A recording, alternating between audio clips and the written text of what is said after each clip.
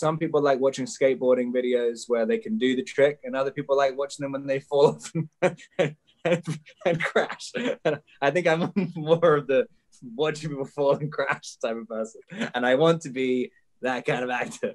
But that's the brilliance. That's the brilliance. That is the best performance. The best performance is the one where they just ride the line. You know what I mean? Where it's just, whoa, it could just tip over this way or that way, and it's just going to be a disaster. But when you, it looks like you're going to fall, I think that's where the best performances are. The one who bombs or gets as close to bombing as possible.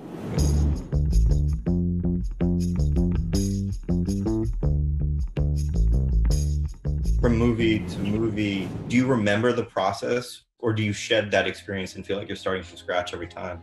I mean, yeah, definitely. Every single time I start a movie, I just feel like I have no idea how to act. Like, it's just kind of, it only really seems to come together. You need the adrenaline of kind of, yeah, I think you need to feel like a total failure. You feel your absolute worst the day before. Yeah. Your kind of confidence falls out. But I remember standing on the porch of the church, and there was just this like lovely breeze going past, and we were doing the scene, putting the bicycle in the boot in the trunk of the car, and you just suddenly, like, it's weird. It only seems to come to you like when it needs to. Like you that first morning or the first day, and it's like, oh, just suddenly all the pieces suddenly come together, and you have this amazing feeling of calm afterwards, which, like, you know, your mind just totally clears. It's lovely. One of my favorite scenes is that speech that you give where you're talking about delusions. Delusions! Blaspheming the Lord in your mind and in your heart. My memory of it was like we just kept pushing it. And I think at one point I was like, look, just go as far as you want to go with this. You can't go far enough. I love those speeches. I think I've always wanted to do it. There's something about playing a preacher. I mean, I think even around the years before this part even came along, I'd been asking to kind of try and find some kind of preacher role. I just think they're really, there's just something fascinating about them. Playing a part where they truly believe what they're saying. I mean, it's always kind of fun, especially when they're lying. How could I be the daddy when all we done is spend time with the Lord? And I remember a lot of the process of working with you avoiding the dialect coach, and then showing up to set very much in character. There was nothing precious, but you had really arrived at something, and once you had arrived at it and felt confident in it, you were confident to show it and to discuss it. I was just wandering around the city, just sort of learning the lines, and then I don't know what it is, there's just something about some pronunciations that just really tickle me, and I was just wandering around, and then I'd say something, and I was just recording things on my phone, kind of just making myself laugh, like just walking around the city. I mean, but there's only so many times you kind of have to be working with like a friend to be able to just be like, I just want to do this thing. It doesn't really make a lot of sense, but like it's coming from somewhere. There were early takes where you would say delusion, and then you would just crack up. No. I try and go into each new project with, I'll have a kind of idea of how something would feel different, and how it, you know, so you can just encourage a physical feeling inside yourself. Like when I first read this, you know, there's something scary about it. There's a few lines. It goes back to being like a little kid in class and like saying, like wanting to say like the naughty thing. And like it's kind of this immature little part of you who thinks like, oh, there's something subversive to say. But friends, poor soul bringing them chicken livers and that beat up plate. Well, let's just say I'm inspired to preach on for a minute before we eat. I remember Tea Garden really standing out, and even though he's a pretty amoral, kind of narcissistic kind of monster in a lot of ways, he's also got a lot of energy. Like he's kind of, it really came off the page. It was wrong with me, man.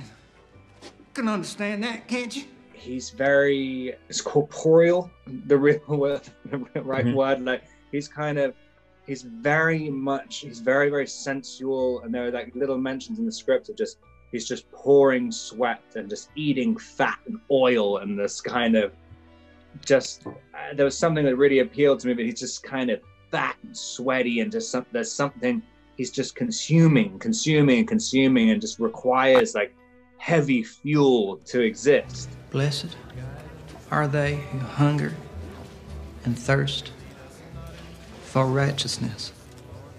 There's something very exciting about it.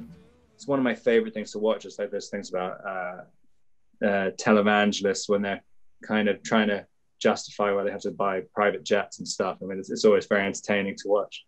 And that aspect of him that you mentioned, which is like key to the character and also what separates him from everybody else, is that he's not struggling. Like there's no internal conflict at play. Did you figure some way to get rid of it? Because otherwise, it's gonna be you. And also, he's someone who can forgive himself incredibly easily, which really makes him stand out. Like, no matter what he does, he's always in the right afterwards, and it's always something fun. I mean, I love at the end he just does a quick little prayer, and all is forgiven, everything just written off, and it's like, I mean, like the kind of his idea of faith really fits with the rest of how he lives his life. It's like you can do anything you want and just ask forgiveness right at the end in the last 2 seconds, and you're all good. Have you shown yourselves as the Lord made you?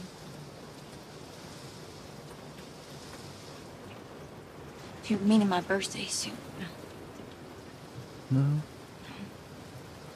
To show yourself as the Lord made his first children is to truly turn yourself to him. The danger with bad guys is that sometimes there's the inclination to try and redeem them. And then trying to redeem them somehow verges on justifying some of the things that they do. To embrace the villainy of it is where it needs to go. I don't even think you have to redeem any character. Like half the time, I don't even think your character needs to have any kind of motivation or anything. It's just like it's sort of.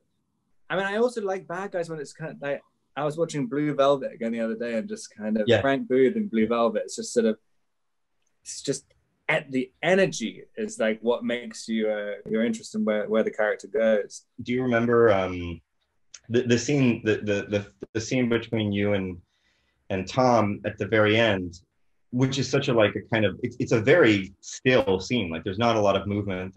It's only two people sitting in this small church talking to each other, but we treated it almost like it was theater. Like, what's your memory of that scene, if you have any memory of it at all? I don't think, other than the delusion scene, I'd only very briefly seen him in character, and so it was the first time I'd really seen his kind of righteous rage in this thing, and it kind of really pulled out. I remember realizing as Tom was doing the early parts of his sort of false confession. One day I got this girl in my truck and I drove her out to the sticks and I had my way with her. I was just thinking, like, this should be turning Tea Garden on. This thing is literally like this thing. I hadn't really thought about it before, and I was like, oh, you should respond like lasciviously. You put up a fight.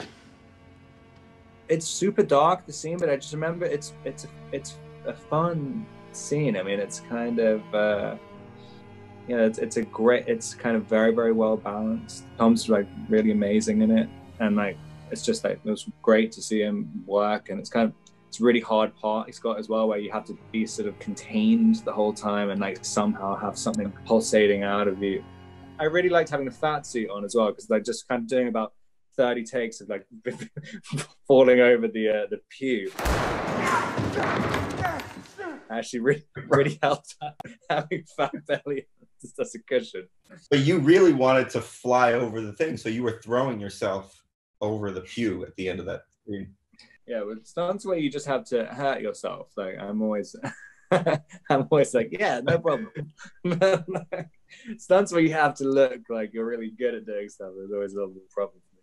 The scene itself, I worked on that scene in some capacity almost every day, 8 months, every day. But we have to highlight that moment where he does that. As a director, you just like want to do justice to the thing that the actors have done in the movie, highlight that, but not lose the language of the scene, the grammar of the scene. The thing with that scene is it's very quiet in a way until it explodes. It's so much of like looks and the way that you lean and the way that you look in at him and the way that there's not a lot of action, but there's a lot of like shifts. I remember there feeling a very, very good dynamic between the camera and both of us at the time. It kind of felt very, very tight and concentrated. It's funny, like sometimes you can just feel that the camera's in exactly the right place and you're just like, oh, I know where my frame is. I know how to kind of perform within this thing. Sometimes you don't exactly know,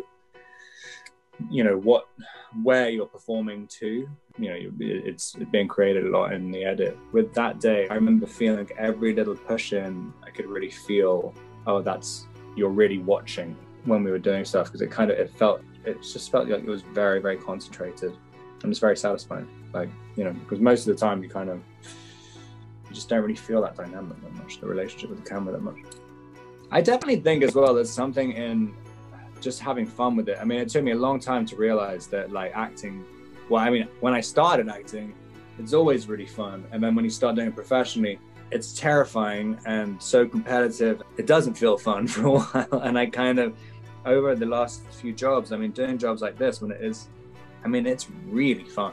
Like when you can kind of do scenes like this, when it's kind of, you really feel like you're like flying doing stuff, and you can't really fail at that point as well.